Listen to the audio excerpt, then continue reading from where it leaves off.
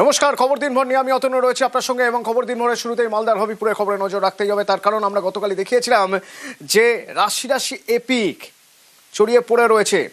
সেই রাশি রাশি এপিক যে ছড়িয়ে পড়ে রয়েছে, এটায় গাফিলতি কার? তদন্তের যে নির্দেশ আসছে সেই তদন্তে কিন্তু একটা বিষয় স্পষ্ট হয়ে যাচ্ছে যে গাফিলতির জেরেই এইভাবে রাশি রাশি এপিক পড়ে রয়েছে। এবং আমরা যদি সেই ছবি একবার দেখি এবং যদি একবার আমরা শুনি যে যখন বলা হচ্ছে যে গাফিলতি, তখন তিনি কি বলছেন।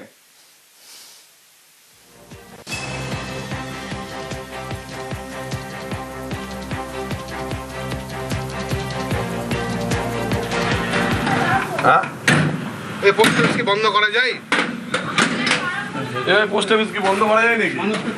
না, পোস্ট অফিস কি বন্ধ করা যায় নাকি? এভাবে আপনারা বন্ধ করছেন পোস্ট অফিস? আচ্ছা, পোস্ট অফিসটা না না কেন বন্ধ করছেন কেন? আমার স্যার বারণ করলো, বললাম তো। পোস্ট অফিস বন্ধ করা যায়? যখন খোঁজ নিতে যাওয়া হচ্ছে দেখা যাচ্ছে পোস্ট অফিস বন্ধ করে দেওয়া হচ্ছে। কিন্তু কেন? যদি কোনো ভয় নাই থাকে, যদি গাফিলতি নাই হয়ে থাকে, তাহলে বিনোদপুর পোস্ট অফিসে তালা বন্ধ করা হচ্ছে কেন? জানলা দরজা বন্ধ করা হচ্ছে কেন?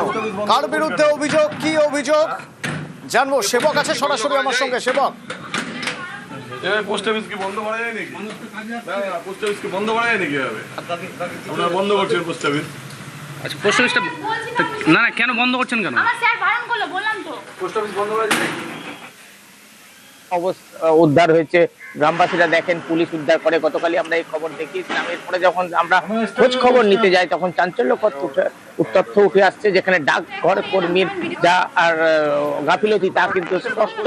যেটা জানা যাচ্ছে, মালদহের আক্তৈল গ্রাম পঞ্চায়েতের চিলার গ্রামের এই ঘটনায় এই এলাকা বিনোদপুর গ্রাম পঞ্চায়েতের বিনোদপুর ডাকঘরের অধীন এই বিনোদপুর ডাকঘরের কর্মী হরেশ রায়, যিনি বর্তমানে নাকি বদলি হয়ে গিয়েছেন পাশের খড়িবাড়ি ডাকঘরে, তিনি নিজে বিলি এগুলো না করে তিনি অস্থায়ী কর্মী নিয়োগ করেছিলেন। অস্থায়ী একটি ছেলেকে মাসে 5,000 টাকা দিয়ে তার হয়ে কাজ করাচ্ছিলেন। সেই কর্মী সুশীল টুডু, তার বাড়ি থেকেই উদ্ধার হয়েছে এত সব গুরুত্বপূর্ণ নথি। এছাড়ার আবহে সাধারণ মানুষ হাতে বেড়াচ্ছেন তাদের নথি। সেই সময় প্রচুর নথি উদ্ধার হলো। আর এই সুশীল টুডু বলছেন তিনি দায়ী নয়, তিনি 5,000 টাকার বিনিময়ে বাড়ি বাড়ি পৌঁছে দিয়ে আসতেন। হরেশ রায় এখানকার ডাকঘর কর্মী, তিনি তার কাছে রেখে গিয়েছেন। আর হরেশ রায় বলছেন, হ্যাঁ, 5,000 টাকার বিনিময়ে আমি লোক নিয়োগ করে বিলি করেছি, কিন্তু তাকে বিলি করতে দিয়েছিলাম, তিনি যে বিলি করেননি এটা আমার জানা নেই। অর্থাৎ দোষারোপ, পাল্টা দোষারোপ চলছে। আর পুলিশ এগুলি উদ্ধার করে বিনোদপুর যে ডাকঘর সেখানে জমা দিয়েছেন। আমরা যখন সেখানে যাই তখন দেখি ছড়িয়ে ছিটিয়ে মেঝেতে পড়ে রয়েছে এই সব উদ্ধার হওয়া এপিক, এখনো কিন্তু অত্যন্ত অযত্নে। আর আমরা যখন প্রশ্ন করতে যাই তখন ডাকঘরের যিনি কর্মী তিনি কিন্তু ভেতর থেকে দরজা জানলা সমস্ত কিছু বন্ধ করে যান। কার্যত কিছুক্ষণের জন্য পরিষেবা পর্যন্ত বন্ধ করার চেষ্টা হয়, যেটা সাধারণ মানুষ যাতে পরিষেবা না পান, কারণ সংবাদ মাধ্যম পৌঁছেছে। সব মিলিয়ে একটা ধামাচাপা দেওয়ার চেষ্টা। এখন ডাকঘর কর্তৃপক্ষ কি ব্যবস্থা নেয়, কেন মানুষের কাছে এগুলি পৌঁছানো না বা কিভাবে পৌঁছানো যাবে, এখন সেটাই দেখার মতো। পোস্ট অফিস কি বন্ধ করা যায় নাকি? এভাবে আপনারা বন্ধ করছেন পোস্ট অফিস? সেবক আমার সঙ্গে সরাসরি ছিলেন এবং সেবক আমাকে বলছিলেন যে এইভাবে পোস্ট অফিস বন্ধ করা যায় নাকি। যখন এই প্রশ্ন করা হলো কোনো উত্তর মেলেনি।